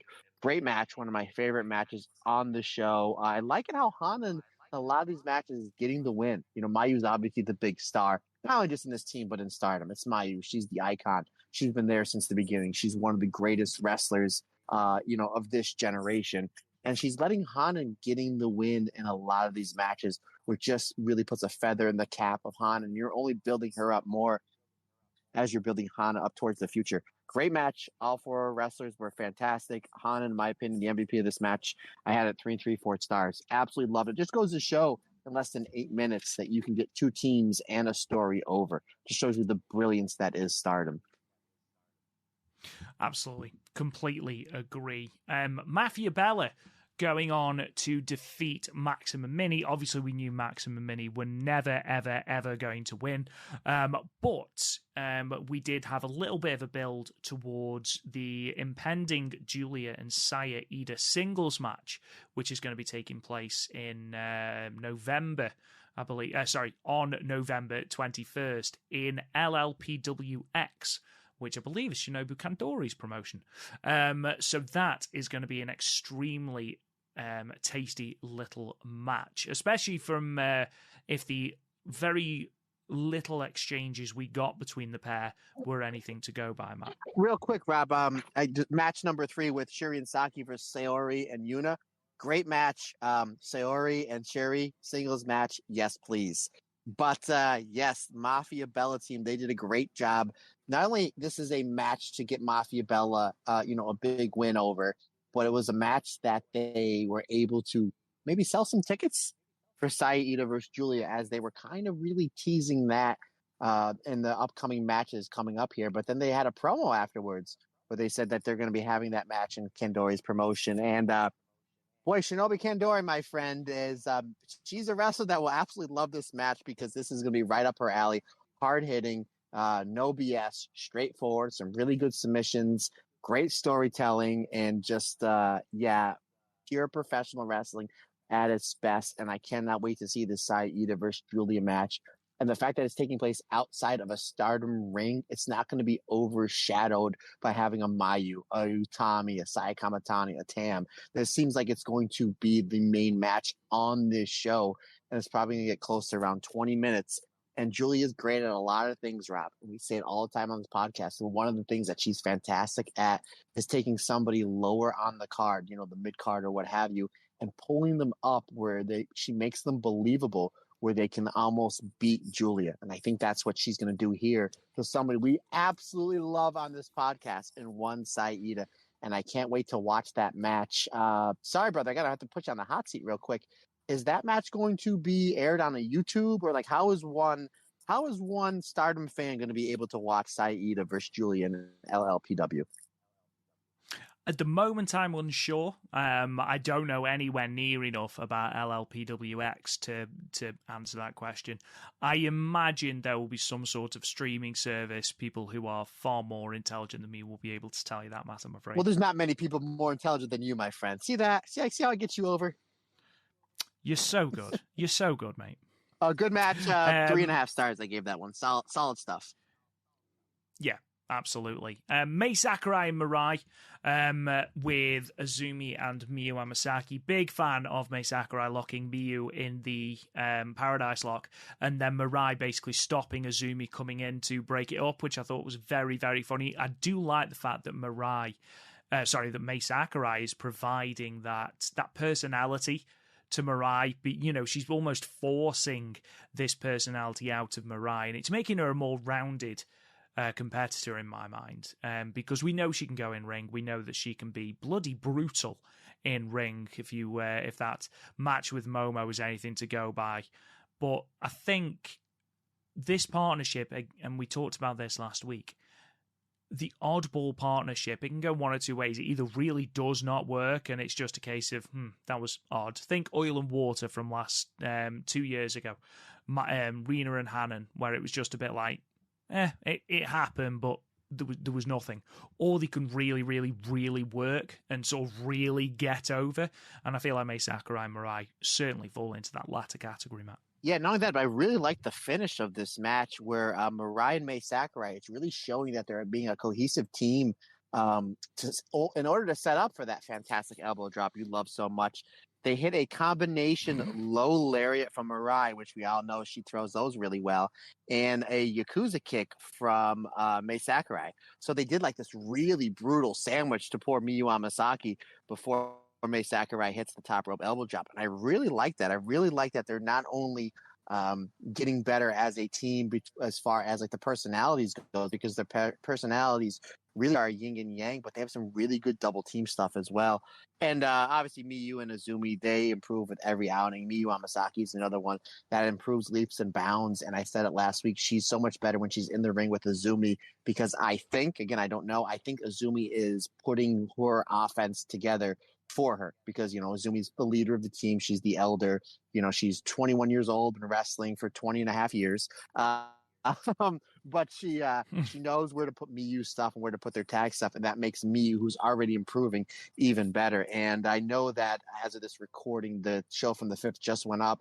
I had a lot of people that have already seen that show basically told me that the eye contact match between Miyu and Hanan versus O2 Line not only is the best match from the show, but one of, if not the best tag matches from this goddess tournament. And again, we say it all the time. It's terrible that all these wrestlers are injured in Stardom, but this is still a phenomenal tournament. It really, really is. It's low key under the radar, just absolutely fantastic, even with all the stars missing because of the injuries. And I cannot wait to watch the O2 line versus Eye Contact match and then come back here next week and talk about it with your partner. Excellent match. All four of these ladies really gelled well together. I can't put over how much I love Azumi. I think that it's her time in 2024. She's going to have an absolutely fantastic year. And maybe, Rob, maybe for the first time in the 6 years that you've been predicting, maybe Azumi has a run in the Cinderella tournament next year, brother. I doubt it. Let's be perfectly honest. I doubt it. You know what that means, folks. Put all your money on Azumi wearing the crown. It's a big double bluff. It's a big double bluff from me. Prominence versus Club Venus. This was a tremendous amount of fun. You knew ultimately it would result in Waka eating the pinfall, but ultimately I thoroughly enjoyed this match. Yeah, add Kurumi Hiragi to the name of... Maybe I just didn't notice it, Rob, and if I did, please call me out on it. Add Kurumi Hiragi to the wrestlers who throw wicked lariats in Stardom. You know, with Yuna Mizumori, with Mirai, with Micah, with Utami Hayashishita. But poor Waka, she eats this crazy lariat at the end and then eats the super fly splash from Hiragi. You know, you made mention about that Simpsons reference in the main event. I think it might have been more adapted to this because she hits that lariat and it's like then she does the top rope splash and she's already dead. Like it's like poor Waka. And Waka's so endearing and she's so loved. And when we did our interview with Jesse, anytime we brought up Waka, you would just see her face lit up. Everybody just loves poor Waka. I guess apparently except for Kurumi Hiragi because Waka here was great. She plays her part so well. I'm watching this match, and Rob, again, this was the first match I watched last night after we watched our stuff. So I was a few beers in, and I'm watching this match, and it's like, okay, Mina comes out and does the dance, right? And it's Mina. She's fantastic. On a scale of 1 to 10, she's a 15. You know, with her entrance, Waka's smart enough to not come out until Mina's done with the dance. She just comes out and points at Mina. I said, very smart. You know, apply to your strengths. My opinion, though, Mina and Risa Sera, very much like Seri and Soriano, that's a singles match that I didn't know that I wanted that I now need because Risa and Mina, when they were in the ring together, it was absolute magic. And hopefully somewhere down the line, we get a singles match in Stardom with Mina and Risa. Maybe I fully predict for Mina to have her full Wonder of Stardom championship run in 2024, you know, the proper, 6, 7, 8 month run. Hopefully she gets a defense with Risa Sera because their stuff in the ring was violent. It was well placed. It was well timed. The psychology made sense. And I thought it was fantastic. But they did a great job of having Kurumi Hiragi just look like the absolute monster she is in this match. My favorite match from the show was this one, 3 3/4 stars. And then finally, we've already talked a little bit about Megan Bayne going clown slaying, but the rest... Oh, wow, that's the next t-shirt, the Stardom cast. Clown, yes, clown slaying, absolutely. It's the picture of fucking death just taking a crazy bump. But this was a tremendous amount of fun before the imminent downfall of the clown, wasn't it, Matt? You rhymed again, brother. You're on a roll today. I don't even try. I'm just that good naturally. Yeah, excellent stuff. Obviously, the main stuff was Suzu versus Momo Watanabe. And go back and if you love what Suzu and Momo did here, go back and watch their match from the 5-star last year where Momo that's back when she was doing the whole big thing with the wrench. And she was either getting DQ'd or winning matches with the wrench. But then she goes to try to do it with Suzu again, this is the 5-star last year. Suzu just intercepts the wrench. She smacks it at poor Momo's head. And the thud that it made was like, geez. And then she gets the tequila shot and the 2 German suplexes. It's like, what more did you need to do? But considering the fact that Suzu is better now than she was last year, and she was great last year, and Momo is really finding her place as this phenomenal working heel in a Oedo Tai, especially with her run in the 5-star. Yeah, give me a Suzu versus Momo match sometime in the future, please, with like 12, 13 minutes. Obviously, May Sarah, she's fantastic here. Natsuko Tora, her and Momo really gel well together as a team. We did see, obviously, May Sarah is the current high-speed champion. Obviously, Fukin Death, who may or may not be Kaori Yanayama, a high-speed legend. Their stuff was really, really good. And then obviously she puts her own little spin on it with the comedy with the cigarette and then hitting with the newspaper, which I hope one of these shows, Rob, that when she hits somebody with the newspaper, the ref is like, that's it, enough, and calls for the DQ. I would absolutely love some undercard match where she uses the paper so much where the ref's like, that's it, enough, DQ, and that's the finish. I will pop huge. But I'm also a big fan of, it seems like these are the finishes for all these multi-person matches that have Megan Bayne and May Sierra in, where May Sierra is just like, okay, now, Megan, you can fling me to the outside, and then Megan grabs whoever the legal person is and then hits the F5 to the point where it's just like, usually Megan would just grab May and throw her, but at this match, May was like, had her hands up and like, all right, it's time for you to throw me, was openly wanting for her to kick it launched onto the floor. And then again, if that wasn't launching enough, yeah, the clown was, jeez, that's got to be Megan's best F5 since the promotion, right? Yes, 100%. It does help that Fukin Death probably weighs the same as a bag of flour, but it just looked very, very, very impressive. I thought it looked great.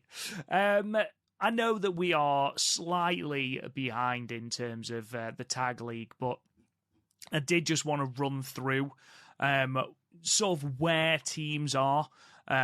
So in terms of the red block, at the top of the block, you have got Prominent and Crazy Star at 5 points. Now, this at the moment, I will just point out again, this at the moment is just after the show from the 3rd.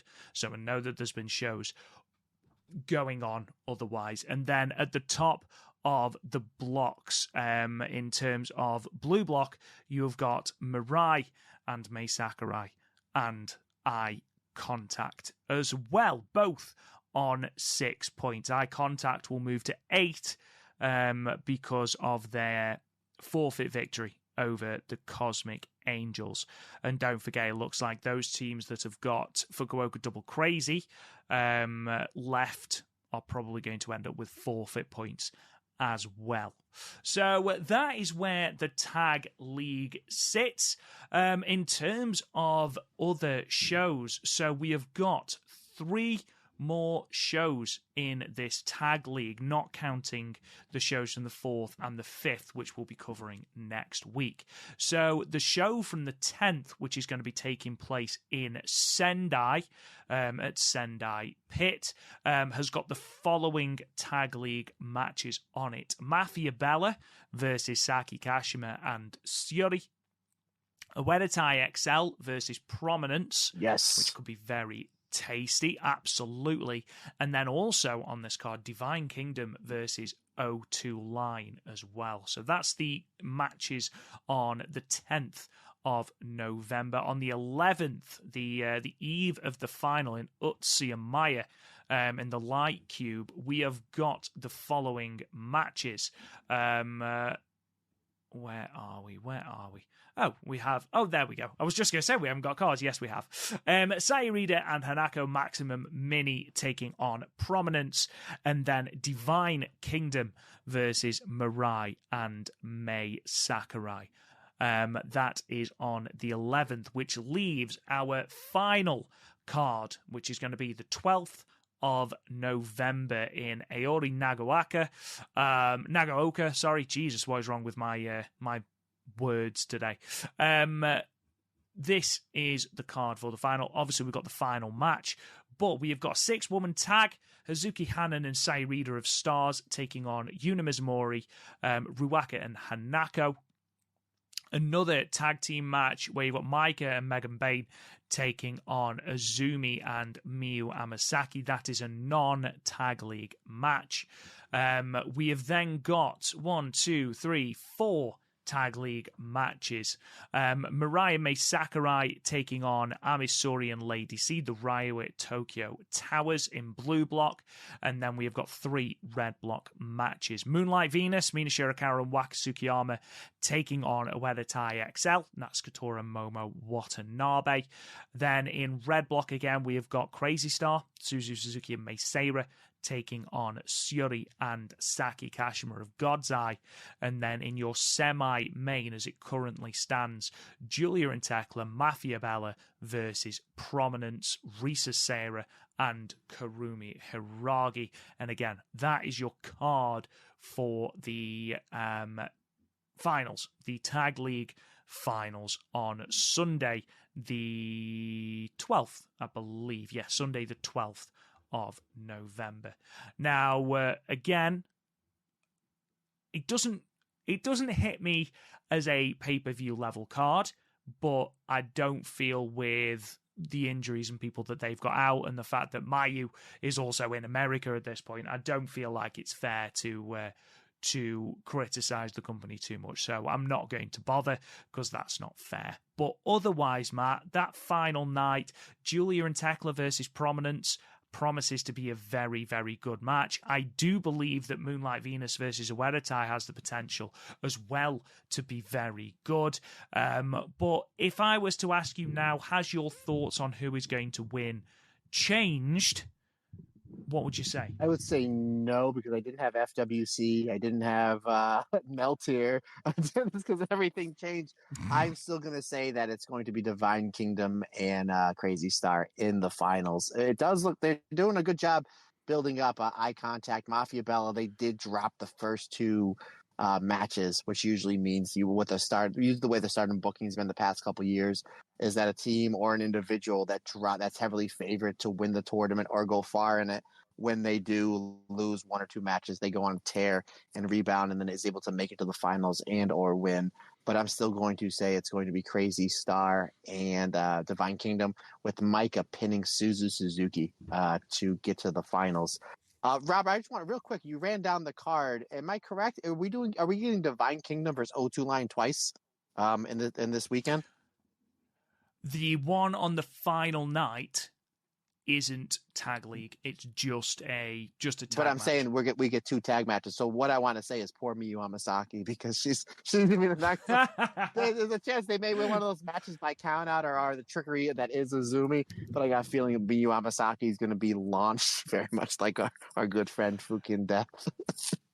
Yes, I do get the impression that Miyu Hamasaki is going to be hit with the mother of all F5s. But yes, those are your cards. Don't forget as well this week that on Friday, Mayu Iwatani will be defending the IWGP Women's Championship at Lone Star Shootout in Garland, Texas. You can buy it on Fight TV. I believe you can also buy it through the new and improved New Japan World as well. That will be launching on Thursday, so you will need to log in again to your use your current New Japan World login details, but you'll have to change your password after you log in for the first time.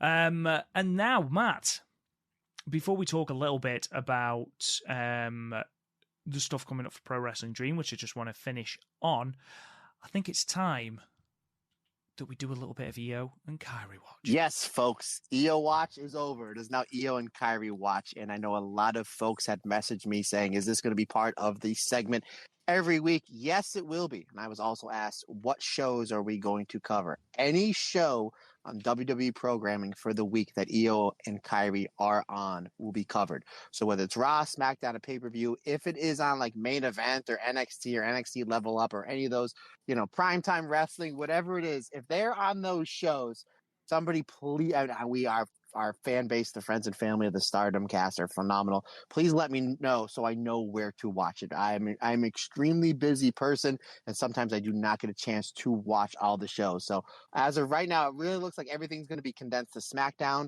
So I only need to watch one show, but if they appear on a Raw or something else, please let me know so I can go and watch it and cover it for the podcast.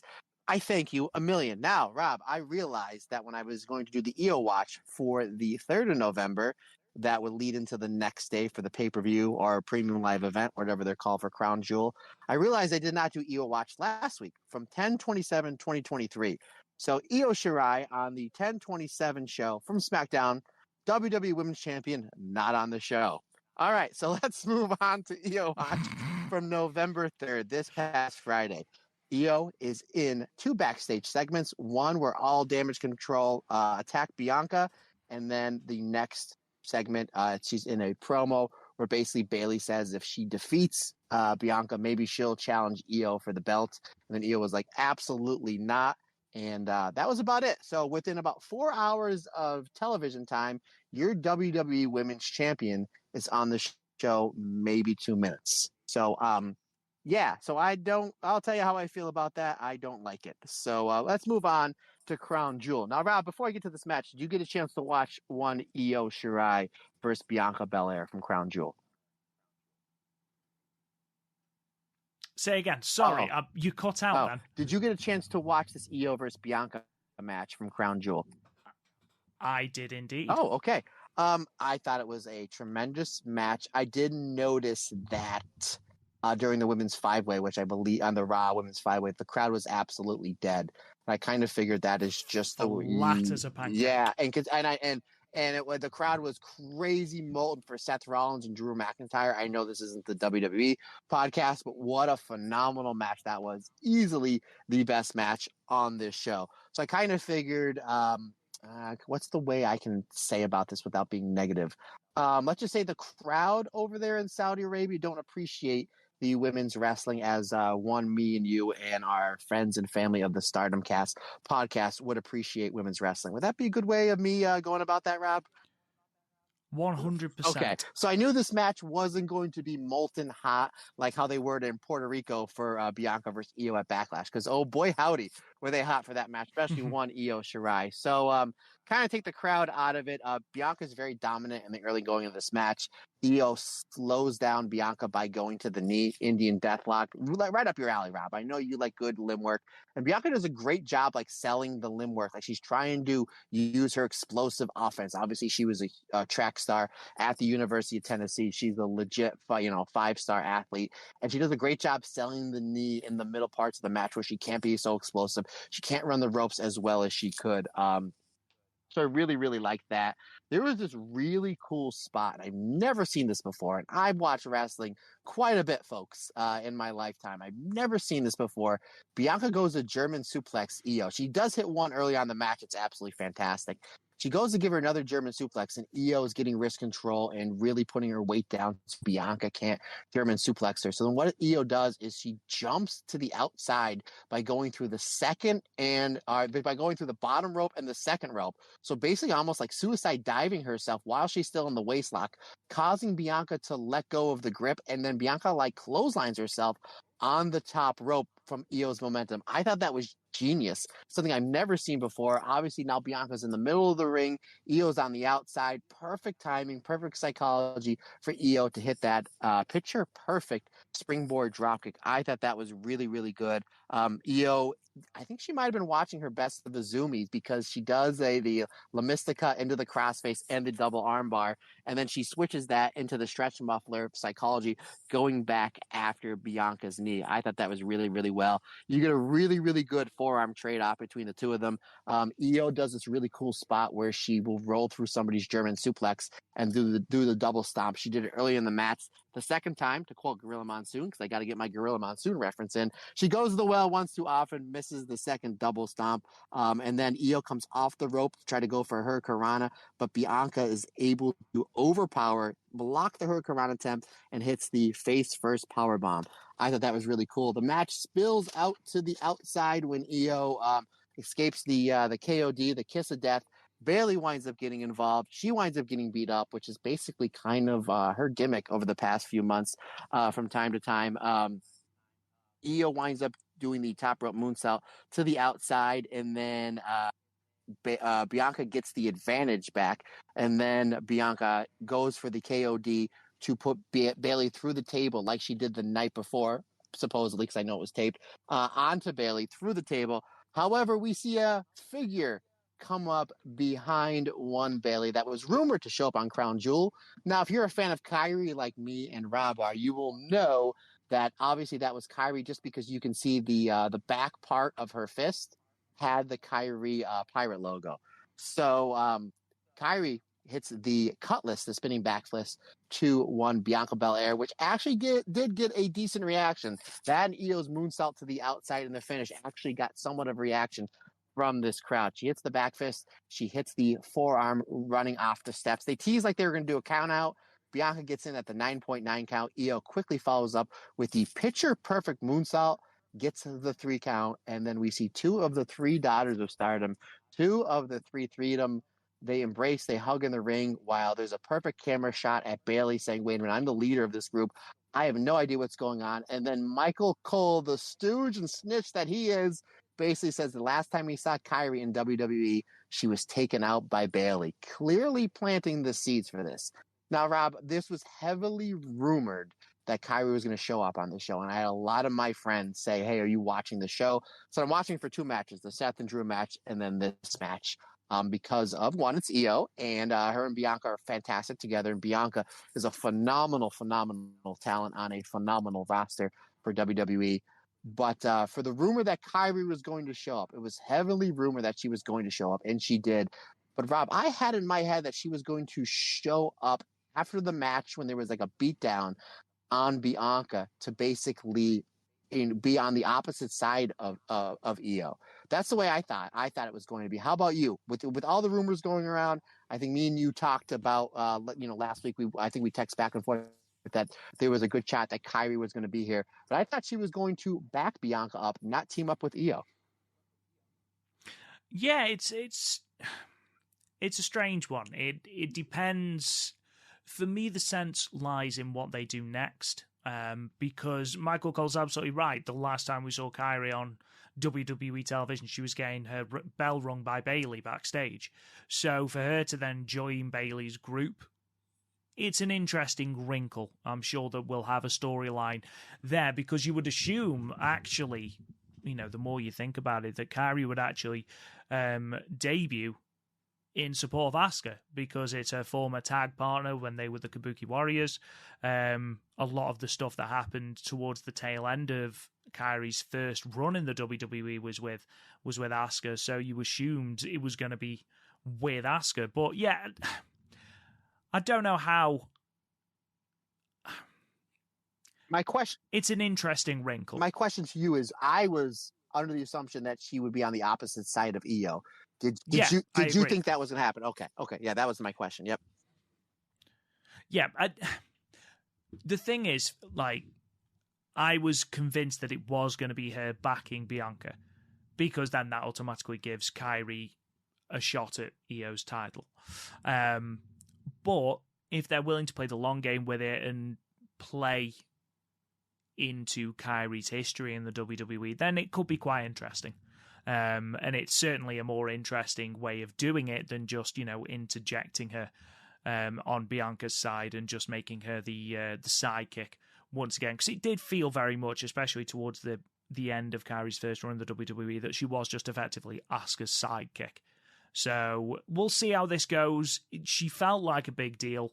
The crowd were all up for it with the spinning back fist. Again, they were very flat during the Io and Bianca match, I thought. Not quite as flat as they were for the Raw 5-way, but I imagine that's the Nia Jax effect.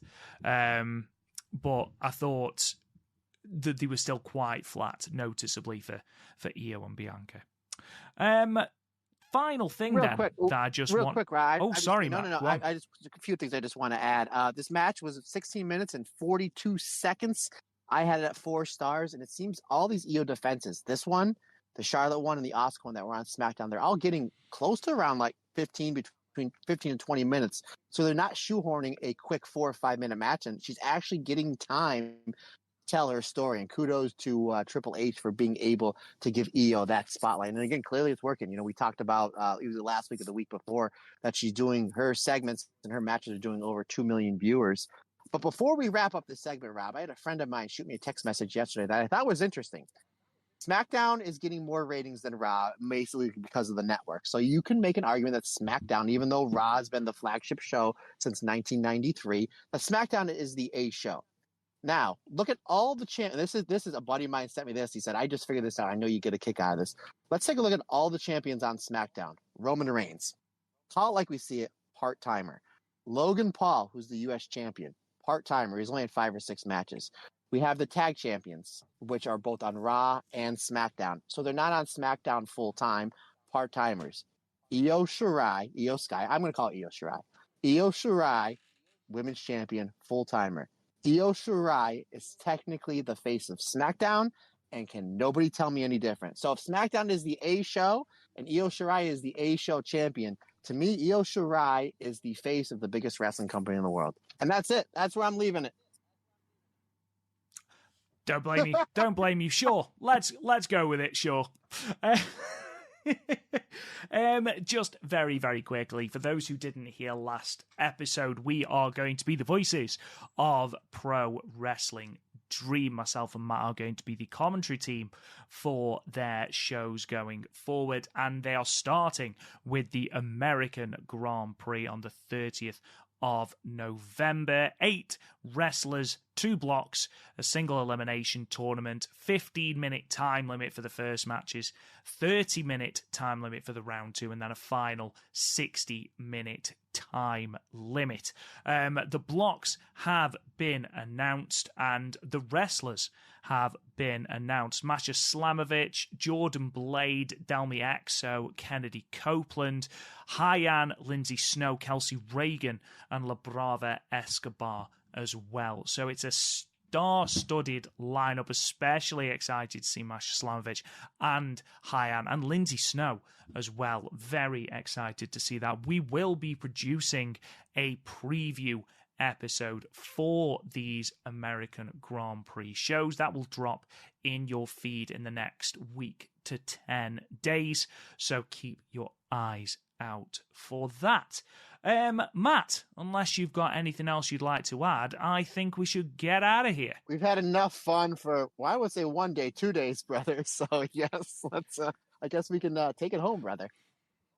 Absolutely. Thank you so much for listening, guys. We really, really do appreciate it. We'll be back next week to talk, hopefully, if everything has been uploaded, the final of the Goddess of Stardom Tag League, as well as all the intervening nights as well. And then go on to preview the New Blood show and Gold Rush as well, and talk about Mayu Iwatani's match with Stephanie Vaca, which it will undoubtedly be phenomenal. Make sure you subscribe wherever you get your podcasts. If you could leave us a 5-star review and a comment, it really, really does help the podcast out. If you want these episodes early and ad-free, you can subscribe to our Patreon for just $1 a month. 25 cents an episode gets you all of this good stuff early, 1 day early, and ad-free as well. You can also check out all of our bonus content up there. Nearly 150 bonus episodes over at the Stardom Cast Extra, www.patreon.com/the Stardom Cast. You can find us on social media at the Stardom Cast. You can talk to me on Twitter at RealRobGoodwin. Matt Turner, sign us off. Absolutely, good sir. Absolutely, my good friend. Folks, if you want to get a hold of me on the social webs, Matt Turner OF, on the Instagram, the Twitter, and the TikTok, I will be talking all things Stardom, Captain Marvel, and Bye Boy this weekend and every weekend on over my social medias. You guys want to shoot me an email, the StardomCast22@gmail.com is the best way to get a hold of me via email, folks. We cannot say thank you enough for all the fantastic support we have shown on a daily basis and the growth of this podcast. It's literally at a point where Rob and I text each other and we're like, we don't even know we know we're working hard and we're having a good time, but it's like we can't make any rhyme or reason. So we're riding this train with you folks. And we thank you for the support, for all the 5-star reviews, for the tweets, the retweets, getting the word out there for us. We cannot do that without you. You are part of the Stardom Cast army with us. Like I said, you guys are the friends and family.